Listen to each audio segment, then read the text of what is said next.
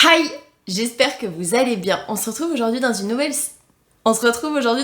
vidéo parce que j'avais envie de vous parler des sorties qu'il va y avoir au mois de juillet en ce qui concerne les séries. Aussi bien les séries Netflix que les séries Amazon Prime. Je vais faire plusieurs catégories, ça sera plus simple. Je sais pas si vous avez fait gaffe le mois dernier, mais j'ai fait une catégorie Netflix, une catégorie nouvelle série et une catégorie série renouvelée. Si cette vidéo vous intéresse, je vous laisse avec la suite.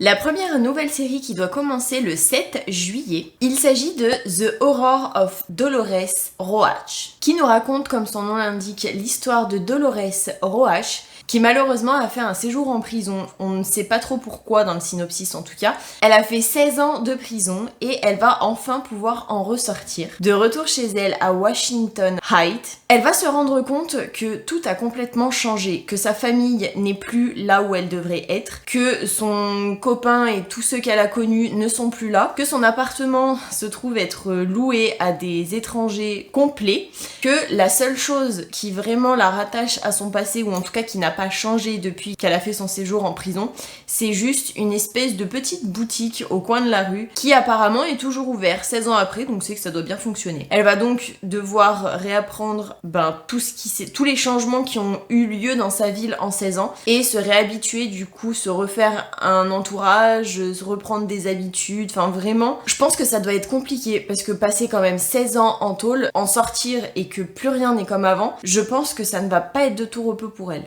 Le 13 juillet, il y a la nouvelle série Full Circle. Ça va nous raconter l'histoire à New York d'un enlèvement raté qui va mettre en lumière des secrets qui vont relier plusieurs personnes qui semblent ne pas être liées les unes aux autres, mais qui le sont en réalité.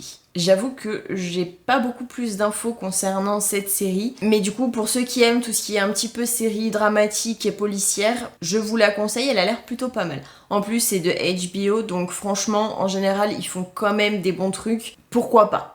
Le 23 juillet, il y a la nouvelle série Opération Spéciale Lioness, qui va nous raconter l'histoire d'une jeune femme qui était marine, qui est un petit peu spéciale dans le sens où elle est crue, un petit peu brutale, mais apparemment ça a l'air d'être quelqu'un d'assez passionné, qui va être recruté pour une mission spéciale, donc la mission Lioness, afin de démanteler une organisation terroriste. Ça va aussi nous raconter l'histoire d'une autre jeune femme qui est en charge de toute l'équipe féminine de cette mission. Alors je ne sais pas si c'est une mission, je suppose, Lioness, qui est une mission uniquement pour les femmes. Alors je sais pas spécialement pourquoi, peut-être qu'il y a une explication à tout ça et on le verra au fur et à mesure du temps dans la série.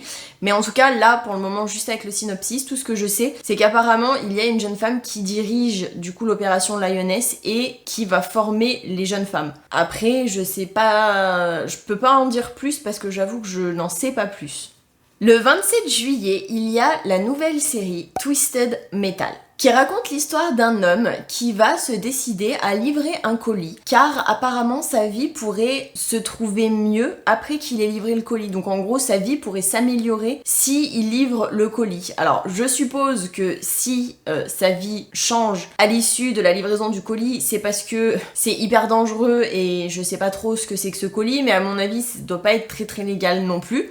Sauf que le problème qui va se poser, c'est que pendant son périple pour livrer le colis, il va y avoir une camionnette avec le terrifiant Sweet Tooth. Comment vous dire que le gars a une camionnette, déjà elle fait traquer, parce que juste la petite mélodie, généralement, il faut se méfier. En général, quand on entend cette petite mélodie, c'est qu'il y a un killer pas très loin, chose qui apparemment est le cas, parce qu'en plus il a un masque de clown. Donc personnellement, comment vous dire que le jour où je vois un clown en vrai en face de moi, qui soit mignon pour une fête d'anniversaire ou terrifiant, je lui mets mon poing dans la gueule et mon pied entre les jambes. Donc comment dire que personnellement c'est le genre de choses que je ne regarderai pas, parce que je déteste les clowns.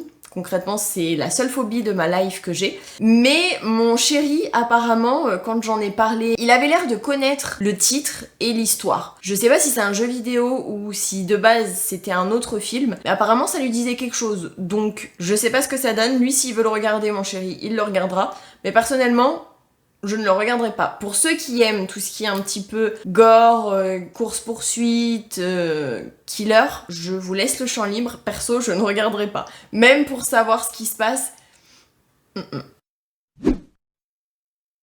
J'attaque maintenant avec les sorties Netflix. Le 5 juillet, il y a la saison 2 de 2 fois 15 ans. Pour ceux qui n'ont pas vu la première saison, ça raconte l'histoire d'Anita, qui est une jeune femme qui apparemment n'a rien de ce qu'elle rêvait dans la vie d'adulte. D'après ce que j'ai vu dans le thriller, ce serait lié à une espèce d'ordinateur, elle écrivait quelque chose sur un PC. Bizarrement, je ne sais pas comment, elle est revenue à quand elle avait 15 ans et va essayer de tout faire pour changer le futur qu'elle a. Donc en prenant d'autres décisions, en faisant d'autres choix, en essayant de vraiment faire en sorte que son futur soit mieux que ce qu'il était de base. Je me dis que chaque choix qu'on prend a des répercussions et fait de nous qui on est. Donc personnellement, si j'avais le choix, je pense que je reviendrais pas à cette époque-ci, ou je ferais des choix différents mais pour pas modifier de trop ma vie. Je pense que je ferais plutôt des trucs comme ça. Style être plus assidu à l'école, essayer d'avoir des meilleures notes, ne pas favoriser les garçons dans mon cas.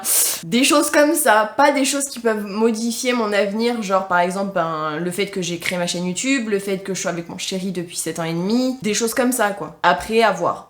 Le 6 juillet, il y a la saison 2 de La Défense Lincoln, qui va nous raconter l'histoire d'un jeune homme qui va faire une pause dans sa carrière d'avocat suite à des petits problèmes personnels liés à des médicaments ou autres substances.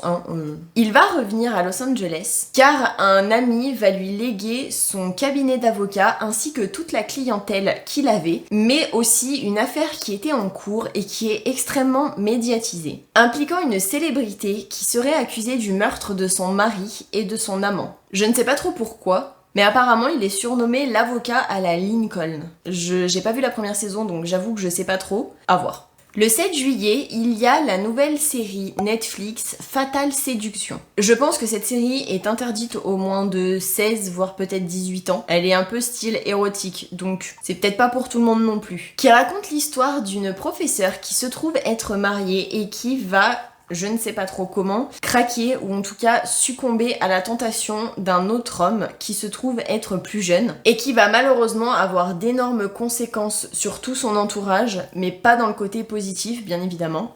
Quand on trompe son mari avec quelqu'un d'autre, qu'il soit plus jeune ou pas, en général ça a pas forcément des bonnes répercussions. Je ne sais pas quel type de répercussions ça va avoir, mais déjà son mari, je pense qu'il va pas rester son mari bien longtemps. Après, je suis pas pour le fait de tromper quelqu'un quand on est en couple. Il y a peut-être des circonstances qui font que, mais techniquement si elle était heureuse avec son mec, il n'y avait pas de raison qu'elle le trompe, et si elle pensait à le tromper, qu'elle divorce quoi. Après je sais que chaque situation est différente et peut être complexe, mais soit tu fais bien les choses, soit tu fais n'importe quoi, et ce qu'elle a fait concrètement c'est n'importe quoi.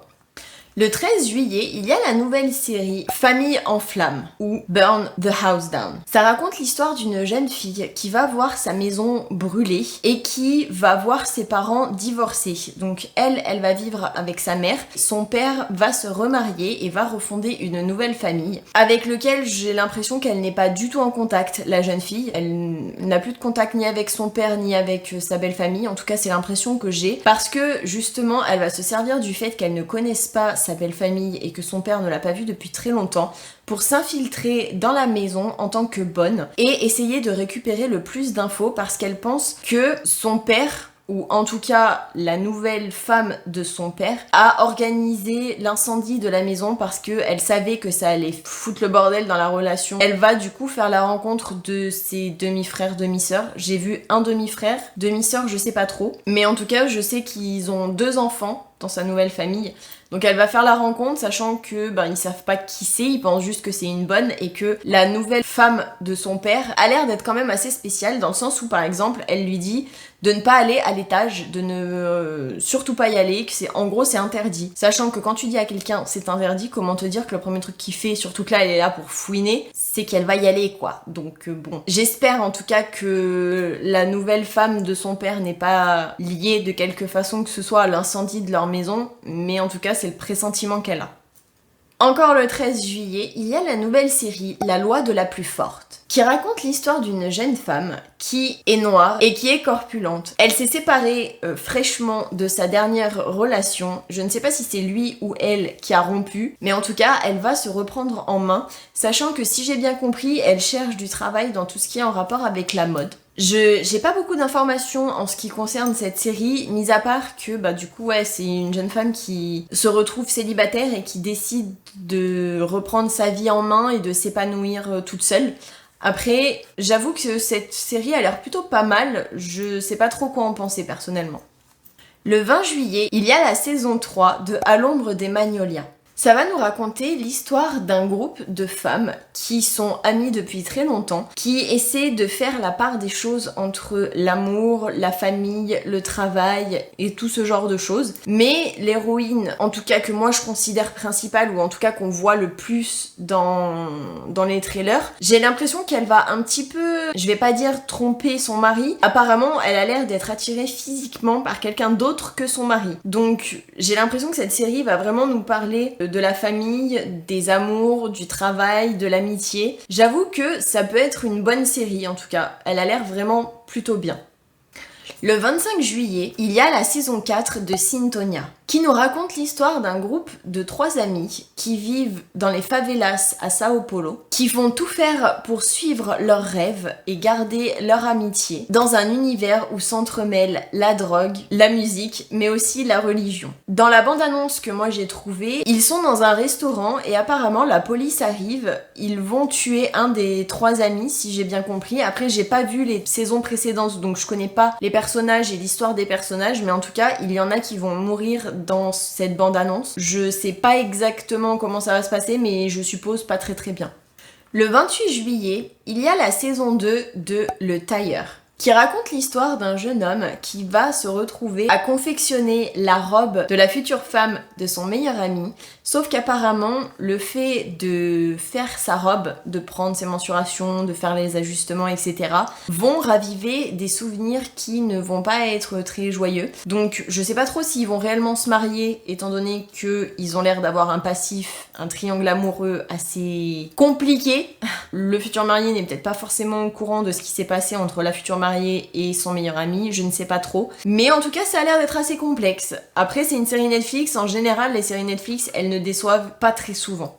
Et la dernière série Netflix qui doit aussi sortir le 28 juillet, il s'agit d'un conte parfait, qui va nous raconter l'histoire d'une jeune fille qui se trouve être l'héritière d'une famille hôtelière et d'un jeune garçon qui est tout opposé à elle et qui galère dans la vie au niveau du travail, qui doit avoir 3 travails pour pouvoir s'en sortir financièrement, mais qui vont se rencontrer tous les deux, et ce qui va changer complètement leur vie, c'est qu'ils vont s'aider l'un et l'autre à trouver l'amour de leur vie. Ça a l'air plutôt pas mal, je sais pas s'ils vont finir ensemble ou si c'est pour draguer quelqu'un d'autre, mais l'histoire a l'air quand même plutôt mignonne. Le 10 juillet, il y a la saison 4 de Miracle Workers, qui nous raconte l'histoire dans un monde post-apocalyptique d'un guerrier de la désolation et d'une impitoyable seigneur de guerre qui vont se trouver mariés, qui vont devoir apprendre à vivre ensemble et qui vont être aidés apparemment par un vendeur de Kaamelott à la mentalité plutôt douteuse. J'avoue que ça a l'air d'être drôle comme série, après je sais pas si la saison 4 a à voir avec les autres saisons, mais en tout cas ça a l'air plutôt pas mal, j'avoue. Le 12 juillet, il y a la saison 2 de The After Party, qui raconte l'histoire d'un mariage, si j'ai bien compris dans le trailer, qui va tourner un petit peu au vinaigre parce que je ne sais pas trop qui va mourir, et ils vont faire appel à une détective qui va aider tout ce joyeux bordel à découvrir qui a tué la personne qui est morte. Chaque personne va donner une version complètement différente avec leur propre point de vue, donc j'avoue que ça a l'air quand même assez complexe. Et aussi complètement déjanté par la même occasion. Ils ont l'air d'être un peu spécial dans cette série. Le 13 juillet, il y a la saison 5 de What We Do in the Shadow, qui raconte l'histoire d'un groupe d'amis, donc composé principalement de 3 vampires extrêmement âgés et d'un humain, qui vivent en colocation à New York. On va vraiment suivre leur quotidien, à voir si un humain peut réellement vivre avec 3 vampires étant donné que je pense qu'il est possible en tout cas que au moins un d'entre eux ait envie de se le faire en tant que dîner. Ça doit peut-être être un peu complexe pour lui, donc j'espère, j'allais dire qu'ils sont végétariens, mais ça m'étonnerait, on n'est pas dans Twilight. Je sais pas trop comment ça peut se passer, et ça a l'air d'être quand même assez... Ils sont assez déjantés, ils ont pas l'air d'avoir littéralement les pieds sur terre, ils ont l'air d'être complètement dans leur monde, et ils sont un petit peu, je dois l'avouer, à la ramasse on dirait. Le 14 juillet, il y a la saison 2 de L'été où je suis devenue jolie. Ça va nous raconter donc dans la saison 2 l'histoire de la jeune fille qui malheureusement a son cœur qui penche entre deux garçons qui se trouvent être frères, mais aussi les fils de la meilleure amie de sa mère. C'est un peu complexe, je dois l'avouer, parce que en gros, dans la saison 1, tous les étés, elle part avec sa mère, la plupart du temps, en vacances chez la meilleure amie de sa mère qui a une maison dans une ville magnifique, dans une maison magnifique. Et ils se retrouvent tous en vacances là-bas, donc elle et sa mère, la meilleure amie de sa mère et ses deux fils, sauf qu'en fait, il va s'avérer que les deux fils vont être tous les deux amoureux d'elle, mais que elle, depuis le début, ou en tout cas depuis son plus jeune âge, elle en aime un seul et pas l'autre. Elle va se rendre compte que finalement son cœur bat peut-être pour les deux, mais le cancer de la meilleure amie de sa mère, la mère des deux frères, est revenu, et malheureusement ça va un petit peu modifier tout ce qu'ils ont connu pour le moment. Il va y avoir un nouveau personnage qui va arriver, qui va aussi tout chambouler, mais j'avoue que j'en sais pas plus que ça. Mais en tout cas, vu comment la saison 1 était trop bien, j'ai hâte de voir la saison 2.